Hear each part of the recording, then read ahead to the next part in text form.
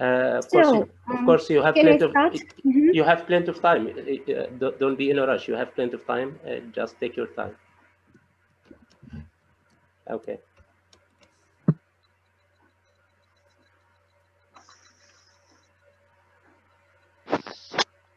Okay, you can go on, Elena. We can start, yeah? Yeah, yeah, Okay. yeah. So, and so when I created my group on Facebook, I didn't even thought that the name might be confusing, as there are some organizations with such abbreviation like ELA. So now you've got the clue what I meant under ELA when I named it. So being a newbie graduate, I got interested in teaching with visuals, like infographics and mind maps, drawing them in the evenings with a pencil and felt tip pens. Since the advent of the world's first programmable computer by Konrad Zuse, a German civil engineer, pioneering computer scientist and inventor, I have found out lots of opportunities to create them with magic invention, like computer. And the invention of the internet provided us with a huge magic amount of Web2 tools and various resources and apps. So teaching became easier.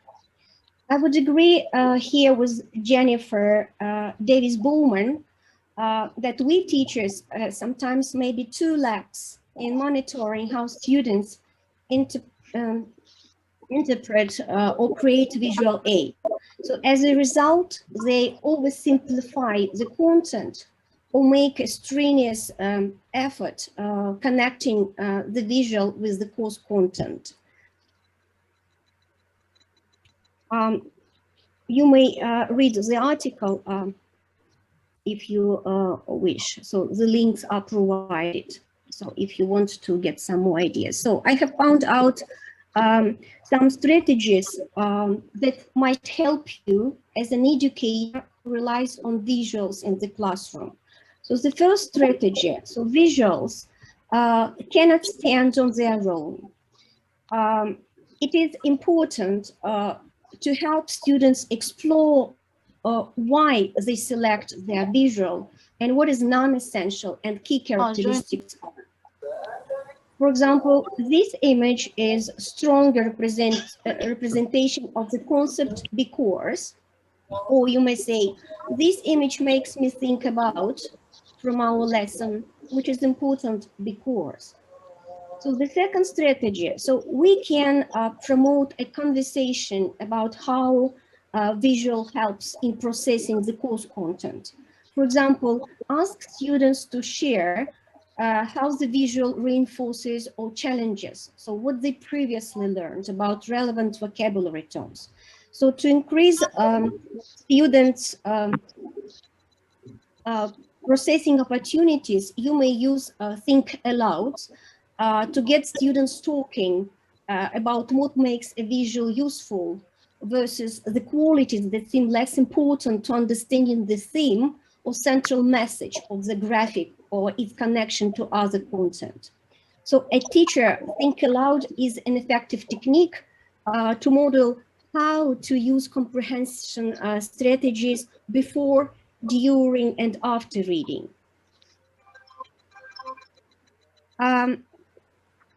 Let's see a 2-minute explanation to grasp the idea. Okay. Okay.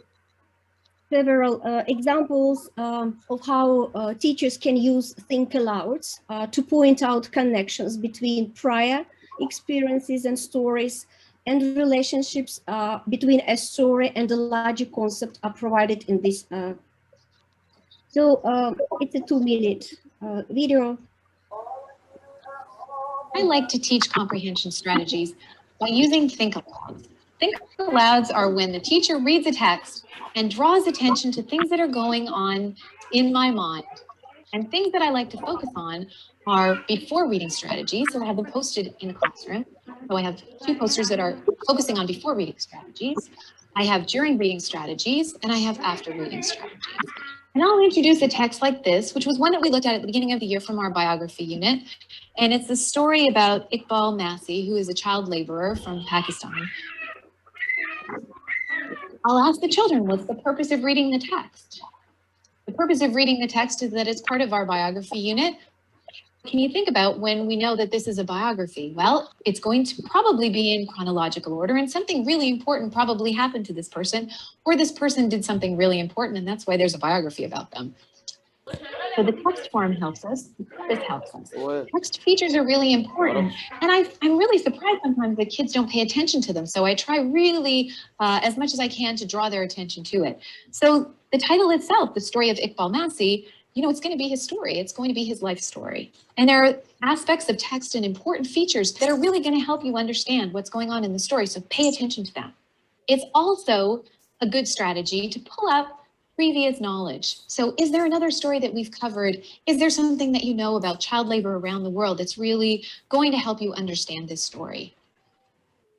A couple of the strategies that I focus on for during reading are to summarize what you've learned so far.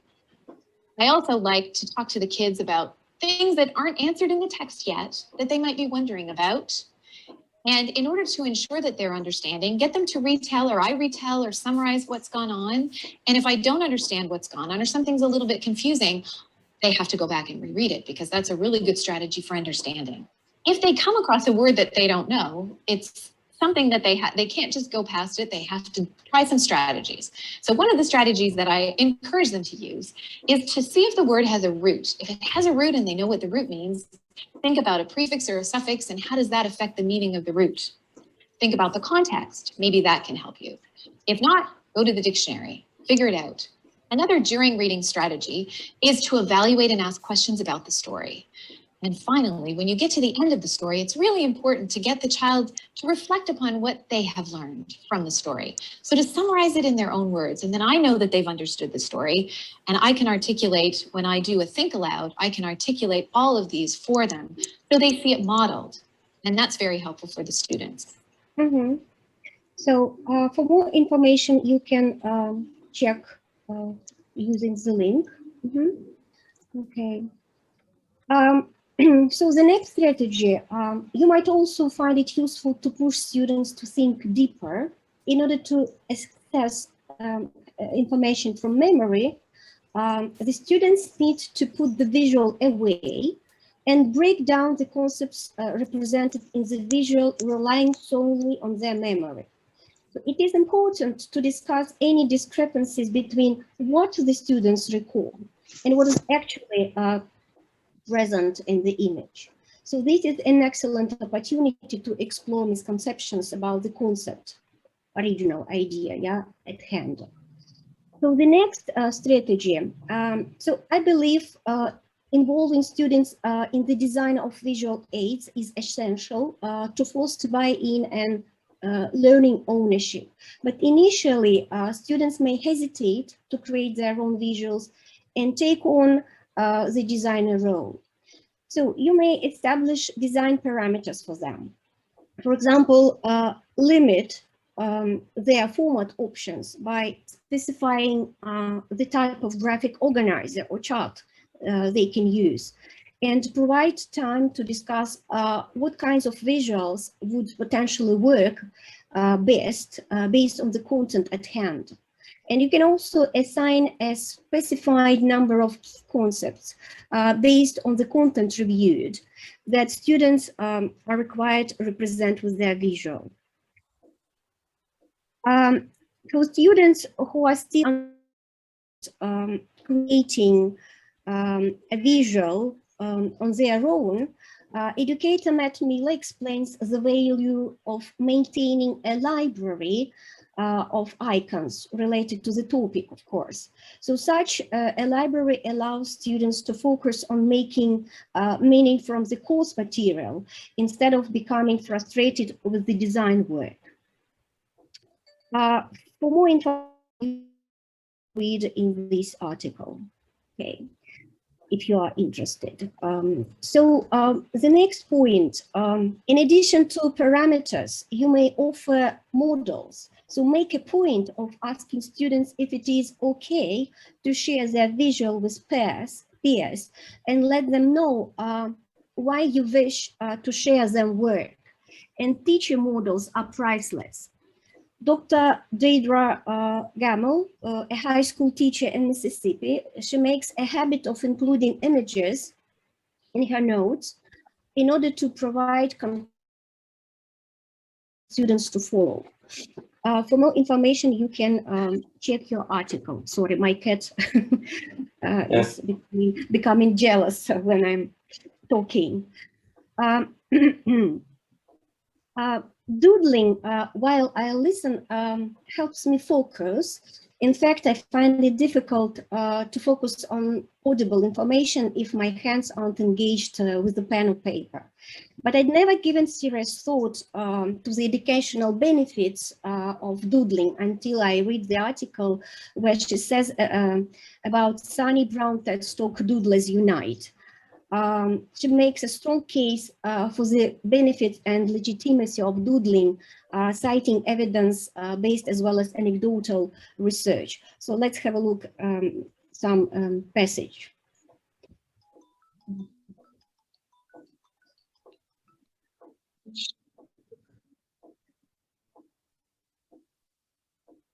How to use the anti-intellectual, we can process information in the way that we can solve problems. So I was curious about why there was a disconnect between the way that our society perceives doodling and the way that the reality is. So I discovered some very interesting things. For example, there is no such thing as a flattering definition of a doodle.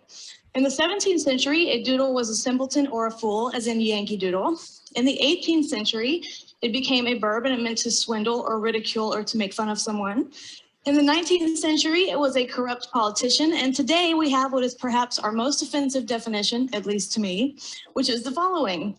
To doodle officially means to dawdle, to dilly-dally, to monkey around, to make meaningless marks, to do something of little value, substance, or import, and my personal favorite, to do nothing. No wonder people are averse to doodling at work.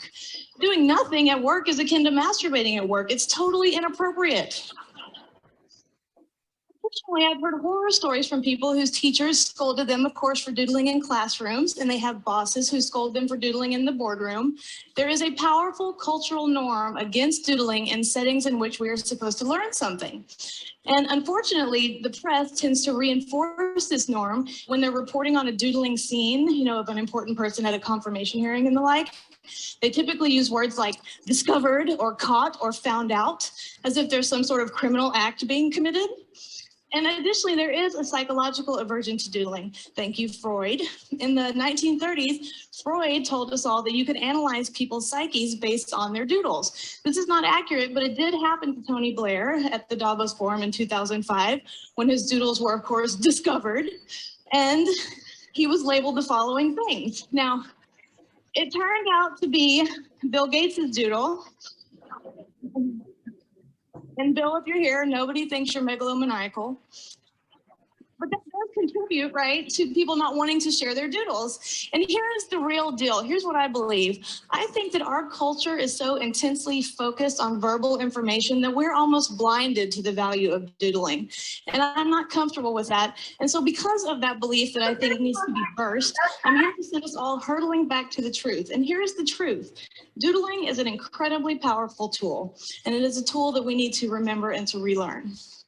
Okay. So that is the main point of this.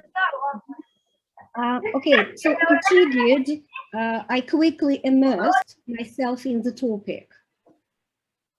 So with the help of, oh, sorry, I will present it. Yeah. Mm-hmm. Yeah. So with the help of social media, I discovered Mike Roth's Sketchnote Army, myriad online articles and Mindshift, and more recently, Wendy Peeler's new book, Visual Note-Taking for Educators. And I spent last summer practicing during coronavirus my own doodling and sketchnoting skills. So drawing inspiration from the visual note takers I had seen at national conferences that seemed to effortlessly capture big ideas on giant canvases while the speaker presented. So their work, similar to the animation in Ras Say animate video of Sir Ken Robinson, Changing Education Paradigms of TED Talk. So it convinced me that doodling and sketchnoting were powerful learning tools that belonged in my classroom. So it turns out that various forms of doodling have all kinds of benefits for our brains. Doodling is actually a form of mnemonics, connecting images with information and significantly increasing our ability to remember what we've learned. So capturing important ideas by hand, so whether writing words or creating images, stimulates neural pathways between motor, visual, and cognitive skills. In other words, writing and drawing can make us smarter. People who doodle remember more information than people who do not doodle. According to applied cognitive psychology, here is the link to the article. And so it findings of psychologists like Pam Muller of Princeton and Daniel Oppenheimer of University of California, Los Angeles, so indicate that students learn more and retain it longer if they write their notes by hand as opposed to typing them. So if you are interested in starting doodling and teaching your students, here are a few lessons learned thus far. So as stamping, it might be, don't jump into doodling and sketchnoting without first laying a solid foundation. So get comfortable with your own sketching so you can share your work with your students. Dr. Deidre deliberately incorporates opportunities for her students to try doodling and sketchnoting as part of her lesson. So you can make it fun and stress-free. So anticipating possible student trepidation, she bought inexpensive notebooks and boxes of good black ink pens for her classroom. And on the first day, she gave each student a notebook and a pen, explaining that these were theirs and could be used inside and outside the class. So to introduce her new learning strategy, she invited their school's retired art teacher, an accomplished doodler, to show simple techniques they could use to improve the images they were creating. So, and engaging how-to videos in Katie Schrock's Guide to Everything site provided even more inspiration and were easy to link from her class website to students who could access the lessons from home. Of course, you should expect, it's step number 3, pushback from students. They might say, I don't know what to draw. I'm not an artist. So they are the most typical responses. So other common responses included concern that notes would be incomplete or they would get in trouble with teachers. So provide opportunities for students to use their doodles in real time. Students use their doodle skills to play a modified version of Pictionary with academic vocabulary. So they enjoy the competitive nature of the game. But more importantly, they know it's essential to have a strong grasp of the vocabulary concepts in order to play well. So if you don't believe me, try to play Pictionary with terms like formative assessment or operant conditioning without using a single word, just only images. So it is important to note that doodling and sketchnoting are not synonymous. So it can be a great way to synthesize and study written notes using visuals to create and condense pages of notes as you use them. So sketching and doodles aren't for everyone. So some still prefer traditional note-taking. And understanding the brain science behind doodling will equip you with the ability to differentiate instruction and assessment for your students, whether or not you personally use doodling to learn. So the next point, let's talk about videos, how we can use videos here. اشوف ان الجيم دي انا بحب عملوا دخلوها عشان عايز مين سوري لنا الدين غير ممتع. كان عندي برضه شغال في الاداره ماسك اتصال السياسي، اتصلت على محمود قلت له محمود could you please mute your microphone? Okay. So teachers source 85% of their instructional videos from YouTube, but what makes the videos educational rather than just a time filler? So I would definitely agree with Matt Fifight here. So I doubt this still happens today, but I do have a feeling that video is still not being used to its full potential. So many teachers still revert back to the tried and tested, like match the video and answer the questions task, when there are so many ways to exploit and explore learners' critical thinking skills. Barhal defines critical thinking as artful thinking. And what benefits of using video for your class? For example, you can encourage creativity in the discussion. You can, for authentic opportunities, you can use news, documentaries, advertisements, interview. If you can increase learners' cultural awareness through videos as well as the text. And you can decide what tasks to create and use to suit your learner's level. And it could increase higher order thinking skill, as you see in the picture. And of course, it is readily accessible. There are a lot of readily accessible videos online. So classroom videos were once only thought as a mindless entertainment that bored students. However, now we can use videos as a tool to enhance the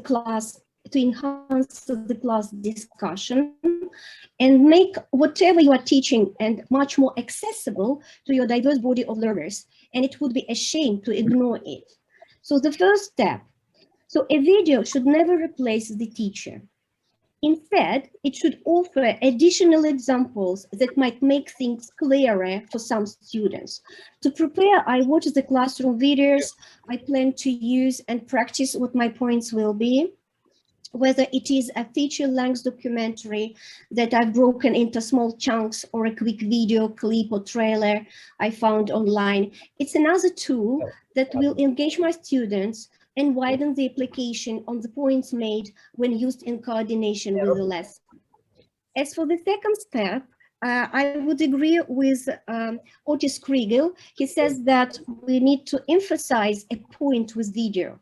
For example, if you teach fiction writing and you discuss different types of conflict, like person versus self, person versus person, or person versus nature, using books and short stories you had read as examples. So then you may start to talk about movies you had seen or books they had read, and which type of conflicts was in each. For example, Alice in Wonderful, is it a person or a supernatural? Or person versus Crazy Bunny? Or Star Wars, is it a person or an evil? I guess. So Otis Kriegel says that there was an excitement and inquiry at once. So that's when he showed his students a few movie trailers to further hammer home the point. So the use of classroom videos can be a lot of fun. here is the link. Oh, and the third step, so educational classroom videos have a place in modern classroom education too. So it really doesn't matter what subject is being taught. So they can inform and entertain your class, and most of them are available on YouTube or other streaming services. So the PBS website as a whole is a great resource for high quality educational videos for nearly every age and level and subject.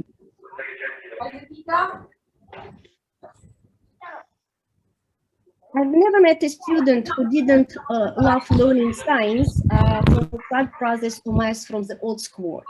So the site also describes exactly what type of use is recommended to help teachers use the resources appropriately. So the next step, the world is a very complicated place, especially for children. And making sense of it can be challenging.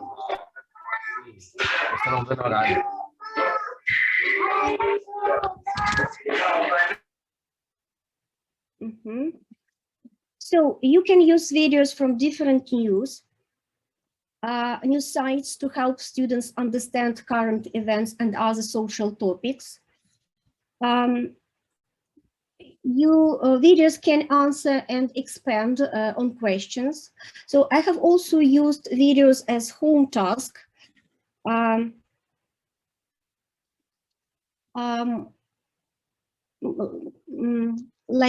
So I use site like Newsella. Oh, sorry.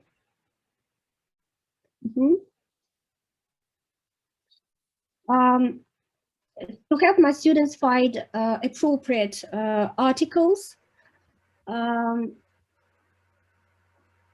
the world. So when writing persuasive essays, I've also challenged my students to find both print and video sources to support their thesis. And students read their essay and show the video to the class. Or we have a publishing party and they leave their essay next to a laptop or tablet playing the video. So every year they find the most amazing clips, and this process helps them connect the dots and further their understanding of the subject matter. So in a world full of high-tech educational resources, showing videos may seem like a dated way to present material. But there are a lot of great videos out there that present material in a way that students find engaging. And let's be honest, you could use a break every now and again. Yeah, Newsella. So to keep videos as short as possible, so while still addressing the main concept or content, so if you are absolutely need to use a longer video, break it into smaller segments and let the students know how long these will be at the start. Some elements of a video are there to entertain and serve no educational purpose. So this includes anecdotes, the presenter adds in for fun, or just irrelevant animations and even background music. So any part of a video not focused on your learning aim is chewing up valuable cognitive resources, particularly in your lowest performing students. So this isn't to say you should choose the dull and boring video. No, just effective videos can be designed with great informative animations, using engaging presenters, keeping the whole class engaged while delivering the learning aim. So just avoid the ones with added bells and whistles, as they tend to distract from the main point, learning. And the next step, as Dr. Derek Muller says, who runs YouTube science channel Veritasium, said that problem is isn't that students know nothing. It is that they know an awful lot, only much of it is wrong. So a video is explicitly dispels common misconceptions about a topic, can help students achieve conceptual change. And this can be as simple as a video that starts with, you might think that, or, but you might be wrong. So simply presenting facts can reinforce students' incorrect assumptions. Indeed, deliberately using video that presents incorrect information, then discussing these mistakes can also be an effective way of handling student misconceptions at the start of a unit. Yes. So the next point, my research shows that most teachers prefer to use a communal screen. This can be good for promoting discussions, collaborative learning activities, and sharing experiences.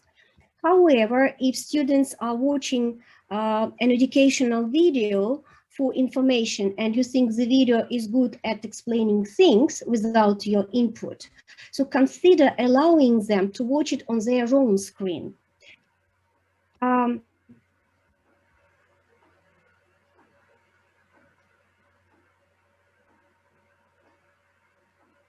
Okay. What else? This could be a part of a flipped model where students watch the video at home, or students could watch it in a class on their own device using headphones.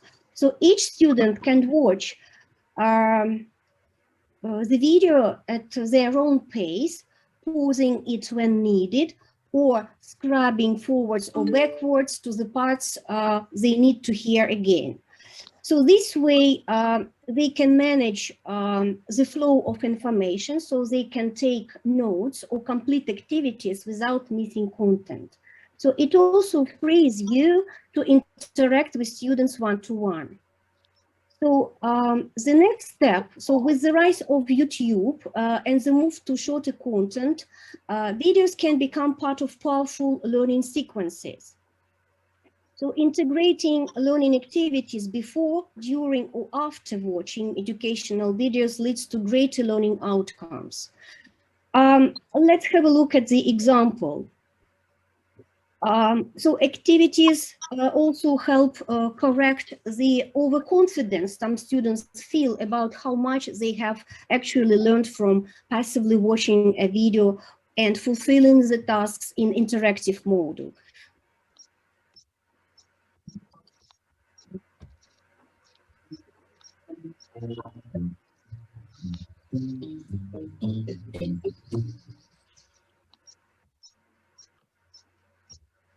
Okay, so this is the task for conditional. So if the cat could fly, for example, could fly now, it would, oh, my computer doesn't want to, okay, let's see. So it would fly very high. So the student could see if there are mistakes, any mistakes, and proceed with the next task.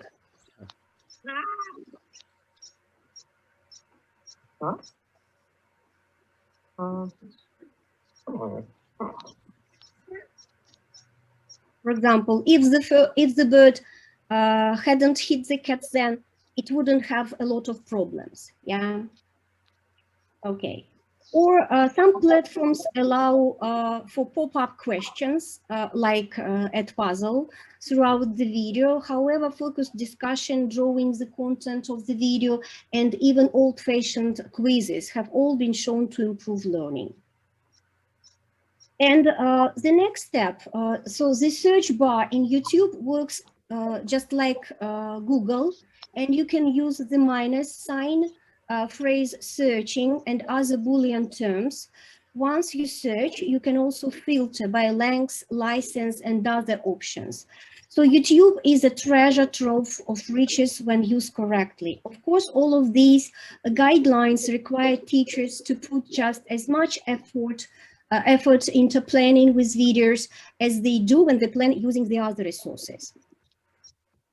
And whether it is Disney, Pixar, or Studio Ghibli, feature-length animated films can be at once breathtaking and sublime.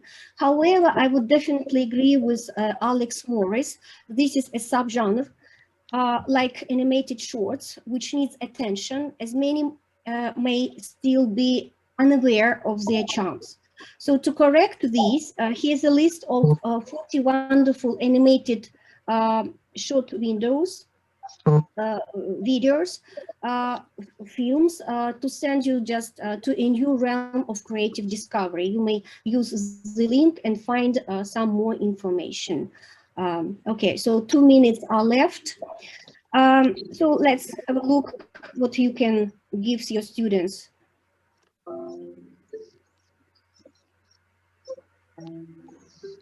Elena, never mind about the time. We may rejoin for a third time. Okay. Yes, 1 minute. Yeah, I would just show and we'll rejoin. Okay. Yeah. This is an announcement for all people here. If we are disconnected in a minute, please just click the link once more. We may have a discussion at the end. Okay.